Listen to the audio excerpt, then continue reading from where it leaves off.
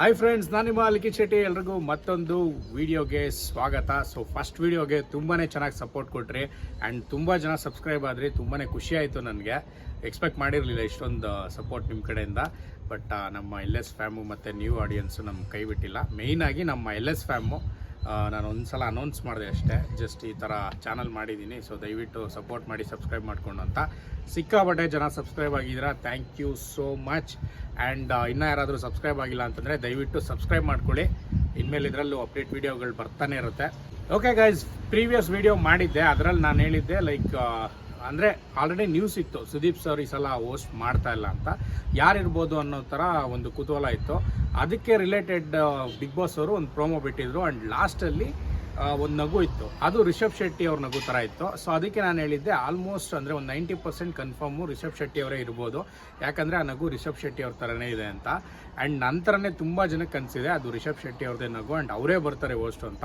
But ಇನ್ನು ಕೆಲವೊಬ್ರು ಹೇಳ್ತಾ ಇರೋದು ಇಲ್ಲ ಗುರು, ಸುದೀಪ್ ಸರೇ ಬರೋದು, ಆಲ್ರೆಡಿ ಪ್ರೋಮೋ ಶೂಟ್ ಕೂಡ ಆಗಿದೆ, ಸುದೀಪ್ ಸರೇ ಬರೋದು ಅಂತ ಕೆಲವೊಬ್ಬರು ಕಮೆಂಟ್ ಹಾಕಿದ್ರಿ. ಆ್ಯಂಡ್ ಪ್ರೋಮೋ ಶೂಟ್ ಆಗಿದೆ ಅನ್ನೋದಕ್ಕೆ ಒಂದು ರೀಸನ್ ಏನಪ್ಪ ಅಂತಂದರೆ, ಯಾವುದೋ ಒಂದು ಇಮೇಜ್ ಇದೆ, ಅದರಲ್ಲಿ ಸುದೀಪ್ ಸರ್ ಅವರು ಇದ್ದಾರೆ, ಅದನ್ನು ದೂರದಿಂದ ಎಲ್ಲೋ ಝೂಮ್ ಹಾಕಿ ಫೋಟೋ ತೆಗೆದಿದ್ದಾರೆ, ಅದನ್ನ ಇಟ್ಕೊಂಡು ಹೇಳ್ತಾ ಇರೋದಷ್ಟೇ. ವಿಡಿಯೋ ಏನೂ ಇಲ್ಲ, ಜಸ್ಟ್ ಆ ಫೋಟೋನ ನೋಡಿ ಸುದೀಪ್ ಸರ್ ಅವರು ಇದು ಪ್ರೋಮೋ ಶೂಟಲ್ಲಿರೋದು, ಸುದೀಪ್ ಸರೇ ಬರೋದು ಅಂತ ಕೆಲವೊಬ್ರು ಹೇಳ್ತಾ ಇದ್ದಾರೆ. ಇನ್ನು ಕೆಲವೊಬ್ರು ಹೇಳ್ತಾ ಇರೋದೇನಪ್ಪ ಅಂದರೆ, ಆ ಇಮೇಜ್ನ ನೋಡಿ, ಇದು ಬಿಲ್ಲಾರಂಗ ಭಾಷಾದು ಒಂದು ಟೀಸರ್ ಥರ ಏನಾದ್ರು ಶೂಟ್ ಮಾಡಿದ್ರಲ್ಲ, ಬರ್ತ್ಡೇ ಟೈಮಲ್ಲಿ ರಿಲೀಸ್ ಆಯಿತು, ಅದ್ರದ್ದು ಫೋಟೋ ಇದು ಬಿಗ್ ಬಾಸ್ದಲ್ಲ ಅಂತ ಕೆಲವೊಬ್ರು ಹೇಳ್ತಾ ಇದ್ದಾರೆ.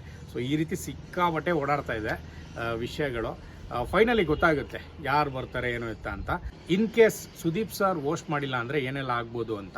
ಸಿಕ್ಕಾಬಟ್ಟೆ ಫೇವ್ರೇಟು ಸುದೀಪ್ ಸರ್ ಹೋಸ್ಟ್ ಮಾಡಿದ್ರೆ. ಆ್ಯಂಡ್ ಬಿಗ್ ಬಾಸ್ ನಾನು ಒಂದು ರೀಸನ್ ನೋಡೋದಕ್ಕೆ ಸುದೀಪ್ ಸರ್ ಅಂತಲೇ ಹೇಳ್ಬೋದು. ಸೊ ಈಗ ಒಂದು ವೇಳೆ ಅವ್ರು ಈ ಸೀಸನ್ ಬಂದಿಲ್ಲ ಅಂದರೆ ಏನೆಲ್ಲ ಆಗ್ಬೋದು ಅಂತ ನೋಡೋದಾದರೆ, ಮೊದಲನೇದಾಗಿ ಏನಾಗುತ್ತೆ ಅಂತಂದರೆ, ನಮ್ಮ ಸುದೀಪ್ ಸರ್ ಅವರ ಪಕ್ಕಾ ಫ್ಯಾನ್ಸ್ ಯಾರಿದ್ದಾರೆ ಮತ್ತು ಸುದೀಪ್ ಸರ್ಗೋಸ್ಕರನೇ ಬಿಗ್ ಬಾಸ್ ಯಾರು ನೋಡ್ತಾ ಇದ್ದಾರೆ ಅವರು ನೋಡೋದನ್ನ ನಿಲ್ಲಿಸ್ತಾರೆ. ಇದಂತೂ ಮೇಜರ್ ಮೈನಸ್ ಆಗುತ್ತೆ ಬಿಗ್ ಬಾಸ್ಗೆ. ಆ್ಯಂಡ್ ಇನ್ನೊಂದೇನಪ್ಪ ಅಂತಂದರೆ, ಸೆಕೆಂಡ್ ಪಾಯಿಂಟು, TRP ಡೌನ್ ಆಗುತ್ತೆ. ಆಬ್ವಿಯಸ್ಲಿ ಅವ್ರು ನೋಡೋದು ಡ್ರಾಪ್ ಮಾಡ್ತಾರೆ ಅಂದರೆ TRP ಡೌನ್ ಆಗುತ್ತೆ. ಆ್ಯಂಡ್ ಇನ್ನೂ ಕೆಲವೊಬ್ರು ಇರ್ತಾರೆ, ಲೈಕ್ ಸುದೀಪ್ ಸರ್ ಅವರ ಫೇವ್ರೇಟ್ ಹೀರೋ ಅಲ್ಲದೆ ಇದ್ರೂ ಕೂಡ ಸುದೀಪ್ ಸರ್ ಅವರ ಹೋಸ್ಟಿಂಗ್ ಸ್ಟೈಲ್ನ ನೋಡಿ ನೋಡೋರು ಇರ್ತಾರೆ. ಸೊ ಅವರು ನೋಡೋದನ್ನ ಡ್ರಾಪ್ ಆಗ್ತಾರೆ. ಮೂರನೇ ಪಾಯಿಂಟ್ ಏನಪ್ಪ ಅಂತಂದರೆ, ಈಗ ರೆಗ್ಯುಲರಾಗಿ ಬಿಗ್ ಬಾಸ್ ನೋಡೋರಿಗೆ ಅಡ್ಜಸ್ಟ್ ಆಗೋದಕ್ಕೆ ಸ್ವಲ್ಪ ಟೈಮ್ ತೊಗೊಳುತ್ತೆ. ಅಂದರೆ ಸ್ಟಾರ್ಟಿಂಗಲ್ಲಿ ಡೆಫಿನೆಟ್ ಆಗಿ ನೆಗೆಟಿವ್ ಬರುತ್ತೆ, ಸುದೀಪ್ ಸರೇ ಬೇಕು ಅಂತ ಬರ್ತಾರೆ, ಮತ್ತು ಯಾರು ಹೋಸ್ಟ್ ಮಾಡ್ತಾರೆ ಅವ್ರಿಗೆ ಅಷ್ಟೊಂದು ಸ್ಟಾರ್ಟಿಂಗಲ್ಲಿ ಸಪೋರ್ಟ್ ಸಿಗಲ್ಲ. ಮೇ ಬಿ ಹೋಗ್ತಾ ಹೋಗ್ತಾ ಆ ಆ್ಯಂಕರ್ ಅವರ ಕೆಪಾಸಿಟಿ ಮೇಲೆ ಡಿಪೆಂಡ್ ಆಗುತ್ತೆ. ಅವರೇನಾದರೂ ಫುಲ್ ಆಡಿಯನ್ಸ್ನ ಕಂಟ್ರೋಲ್ಗೆ ತೊಗೊಂಡ್ಬಿಟ್ರೆ ಆವಾಗ ಸ್ವಲ್ಪ ಅಡ್ಜಸ್ಟ್ ಆಗಿಬಿಡ್ತಾರೆ ಜನ. ಬಟ್ ಸ್ಟಾರ್ಟಿಂಗಲ್ಲಿ ಅಡ್ಜಸ್ಟ್ ಆಗೋದು ಡೆಫಿನೆಟಾಗಿ ಕಷ್ಟ ಇರುತ್ತೆ. ಇದು ಮೂರನೇ ಪಾಯಿಂಟು. ಇನ್ನು ಫೋರ್ತ್ ಪಾಯಿಂಟ್ ಏನಪ್ಪ ಅಂತಂದರೆ, ಈಗ ನೋಡಿರ್ತೀರ 10 ಸೀಸನ್ನು ಸುದೀಪ್ ಸರು ಆ್ಯಂಕರಿಂಗಲ್ಲಿ ಯಾವುದೇ ರೀತಿ ತೊಂದರೆ ಇಲ್ಲದೆ ಸಕ್ಕತ್ತಾಗಿ ನಡೆಸ್ಕೊಂಡ್ಬಂದಿದ್ರು. ಬಟ್ ಈಗ ಹೊಸ್ದಾಗಿ ಬರೋರು ಯಾವ ರೇಂಜಿಗೆ ನಡೆಸ್ತಾರೆ, ಅವ್ರು ಯಾವ ರೀತಿ ಕಂಟ್ರೋಲ್ ತಗೋತಾರೆ, ಆ್ಯಂಡ್ ಕೆಲವೊಂದು ಟಫ್ ಸಿಚುವೇಶನ್ನ ಯಾವ ರೀತಿ ಹ್ಯಾಂಡ್ಲ್ ಮಾಡ್ತಾರೆ ಅನ್ನೋದು ಮ್ಯಾಟ್ರ್ ಆಗುತ್ತೆ. ಸೊ ಇನ್ ಕೇಸ್ ಅದರಲ್ಲಿ ಏನಾದರೂ ಅವ್ರು ಸ್ವಲ್ಪ ಎಡುವುದ್ರೆ ಶೋ ಫ್ಲಾಪ್ ಆಗೋ ಚಾನ್ಸ್ ಇರುತ್ತೆ. ಫಿಫ್ತ್ ಪಾಯಿಂಟ್ ಏನಪ್ಪ ಅಂತಂದರೆ, ಒಳಗಡೆ ಇರೋ ಆಡಿಯನ್ಸು ಹೊಸ ಆ್ಯಂಕರ್ಗೆ ಯಾವ ರೀತಿ ರೆಸ್ಪಾನ್ಸ್ ಮಾಡ್ತಾರೆ ಅನ್ನೋದು ಸಮ್ಟೈಮ್ಸ್ ಮ್ಯಾಟ್ರ್ ಆಗುತ್ತೆ. ಬಟ್ ಈಗ ಏನು ಬಿಗ್ ಬಾಸ್ ರೂಲ್ ಇದೆ ಅದೆಲ್ಲ ಓಕೆ ಮಾಡ್ತಾರೆ. ಬಟ್ ಕೆಲವೊಂದು ಸಿಚುವೇಶನ್ಗಳಲ್ಲಿ, ಈಗ ಸುದೀಪ್ ಸರ್ ಇದ್ದಾಗ ಯಾರು ರಿವರ್ಸ್ ಅವ್ರಿಗೆ ಮಾತಾಡ್ತಾ ಇರಲಿಲ್ಲ. ಒಬ್ಬೊಬ್ಬರು ಕಂಟೆಸ್ಟೆಂಟ್ಗಳು ತುಂಬಾ ಡಿಫ್ರೆಂಟ್ ಆಗಿರ್ತಾರೆ, ಅಂದರೆ ಒಂದು ಸ್ವಲ್ಪ ಹೆಂಗೆಂಗೂ ರಿಯಾಕ್ಟ್ ಮಾಡ್ತಾ ಇರ್ತಾರೆ. ಸೊ ಅಂಥವ್ರನ್ನೂ ಸಕ್ಕತ್ತಾಗಿ ಹ್ಯಾಂಡ್ಲ್ ಮಾಡೋರು. ಸೊ ಆ ರೀತಿ ಕೆಲವೊಂದು ಸಿಚುವೇಶನ್ ಬಂದಾಗ ಅವರು ಆ್ಯಂಕರ್ಗಳಿಗೆ ಆ ರೆಸ್ಪೆಕ್ಟ್ ಕೊಡಬೇಕಂದ್ರೆ ಅಲ್ಲಿ ಒಬ್ಬರು ತೂಕವಾದ ವ್ಯಕ್ತಿ ಇರಬೇಕು. ಅದು ಸುದೀಪ್ ಸರ್ ಇದ್ದರು. ಈಗ ನೆಕ್ಸ್ಟ್ ಬರೋರು ಯಾವ ರೀತಿ ಇರ್ತಾರೆ ಅಂತ ಗೊತ್ತಾಗಲ್ಲ. ಇನ್ ಕೇಸ್ ಏನಾದರೂ ಒಳಗಡೆ ಇರೋ ಕಂಟೆಸ್ಟೆಂಟ್ಗಳೇ ಅವ್ರು ಹೇಳೋ ಮಾತುಗಳನ್ನ ಸೀರಿಯಸ್ ಆಗಿ ತೊಗೊಳ್ದೆ, ಅವ್ರು ಹೇಳೋ ಪಾಯಿಂಟ್ಗಳನ್ನ ಸೀರಿಯಸ್ ಆಗಿ ತೊಗೊಂಡಿಲ್ಲ ಅಂತಂದರೆ ಅದು ಮೈನಸ್ ಆಗುತ್ತೆ. ಸೊ ಓವರಾಲ್ ಆಗಿ ನೋಡಿದ್ರೆ ಇದಿಷ್ಟು ಇದೆ. ಇನ್ ಕೇಸ್ ಸುದೀಪ್ ಸರ್ ಬಂದಿಲ್ಲ ಅಂದರೆ, ಬಂದರೂ ಅಂತೂ ಸಿಕ್ಕಾಬಟ್ಟೆ ಖುಷಿ ನಮಗೆ. ಅವರ ಹೋಸ್ಟಿಂಗ್ ನೋಡೋದಕ್ಕೆ ನಾನಂತೂ ಸಿಕ್ಕಾಬಟ್ಟೆ ವೆಯ್ಟ್ ಮಾಡ್ತಾ ಇದ್ದೀನಿ.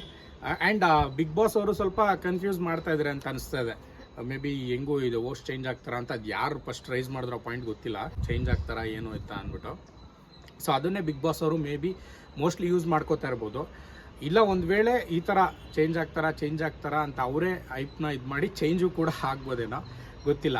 ಆ್ಯಂಡ್ ಸುದೀಪ್ ಸರ್ ಬ್ರೇಕ್ ತೊಗೊಳೋದ್ರಲ್ಲಿ ಏನು ತಪ್ಪಿಲ್ಲ. ಈಗ ಕಂಟಿನ್ಯೂಸ್ ಆಗಿ 10 ಸೀಸನ್ನು ಮಾಡಿದ್ದಾರೆ ಅಂದಾಗ ಒಂದೆರಡು ಸೀಸನ್ನು ಬ್ರೇಕ್ ತೊಗೊಳೋದ್ರಲ್ಲಿ ಏನು ತಪ್ಪಿಲ್ಲ. ಈಗ ಹಿಂದಿಯಲ್ಲೂ ತೊಗೊಂಡಿದ್ದಾರೆ, ಮತ್ತು ಬೇರೆ ತೆಲುಗಲ್ಲೂ ತೊಗೊಂಡಿದ್ದಾರೆ, ತಮಿಳಲ್ಲಿ ಮೇ ಬಿ ಕಮಲ್ ಹಾಸನ್ ಸಾರೇ ಮಾಡ್ತಾಯಿದ್ದಾರೆ.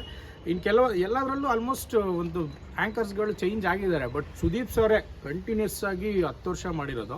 ಅಂಥದ್ರಲ್ಲಿ ಅವರು ಒಂದೆರಡು ಸೀಸನ್ನು ಬ್ರೇಕ್ ತೊಗೊಳೋದ್ರಲ್ಲಿ ಏನೂ ತಪ್ಪಿಲ್ಲ. ರೆಸ್ಟ್ ತೊಗೊಂಡು ಬರಲಿ. ಆ್ಯಂಡ್ ಅವ್ರಿಗೂ ಈಗ ರೆಸ್ಪಾನ್ಸಿಬಿಲಿಟೀಸ್ ಇದೆ, ಅಂದರೆ ಒಳ್ಳೊಳ್ಳೆ ಜಾಸ್ತಿ ಮೂವೀಸ್ಗಳು ಕೊಡಬೇಕು ಅಂತ. ಈಗ ನಿಮ್ಗೆ ಆಲ್ರೆಡಿ ಗೊತ್ತಿದೆ ಕನ್ನಡ ಇಂಡಸ್ಟ್ರಿ ಹೆಂಗಿದೆ ಅಂತ, ಅಂದರೆ ದೊಡ್ಡ ದೊಡ್ಡ ಮೂವೀಸ್ಗಳು ಬರದೆ ಸ್ವಲ್ಪ ಆಡಿಯನ್ಸು ಥಿಯೇಟ್ರ್ ಹತ್ರ ಹೋಗ್ತಾಯಿಲ್ಲ ಅಂತೆಲ್ಲ ಟಾಕ್ಸ್ ಇದೆ. ಸೊ ಹೀಗಿದ್ದಾಗ ದೊಡ್ಡ ದೊಡ್ಡ ಹೀರೋಗಳು ಸ್ವಲ್ಪ 2-3 ಮೂವಿ ವರ್ಷಕ್ಕೆ ಮಾಡೋದಕ್ಕೆ ಟ್ರೈ ಮಾಡ್ತಾರೆ. ಆಗಿದ್ದಾಗ ಅವ್ರು ಬಿಗ್ ಬಾಸ್ಗೆ ಕೆಲವೊಂದು ಟೈಮ್ ಕೊಡೋಕ್ಕಾಗಲ್ಲ. ಮೇ ಬಿ ಆ ಥರನೂ ಯೋಚನೆ ಮಾಡಿ ಒಂದು ಬ್ರೇಕ್ ತೊಗೋಬೋದಿನ, ಗೊತ್ತಿಲ್ಲ. ಓವರಾಲ್ ಆಗಿ ಇದಿಷ್ಟು ಚರ್ಚೆಗಳು ನಡೀತಾ ಇದೆ. ನಿಮಗೆ ಇದ್ರ ಬಗ್ಗೆ ಏನು ಅನಿಸುತ್ತೆ ಅಂತ ಕಮೆಂಟ್ ಬಾಕ್ಸಲ್ಲಿ ತಿಳಿಸಿ, ಓಕೆನಾ? ಇದೇ ರೀತಿ ವೀಡಿಯೋಸ್ಗಳು ಬರ್ತಾ ಇರುತ್ತೆ. ಸೊ ಮತ್ತೆ ಇನ್ನೊಂದು ವೀಡಿಯೋದಲ್ಲಿ ಸಿಗೋಣ. ಸೊ ದಯವಿಟ್ಟು ಸಬ್ಸ್ಕ್ರೈಬ್ ಮಾಡ್ಕೊಳ್ಳಿ. ಇವ್ರಿಗೆ bye bye, check, love you all.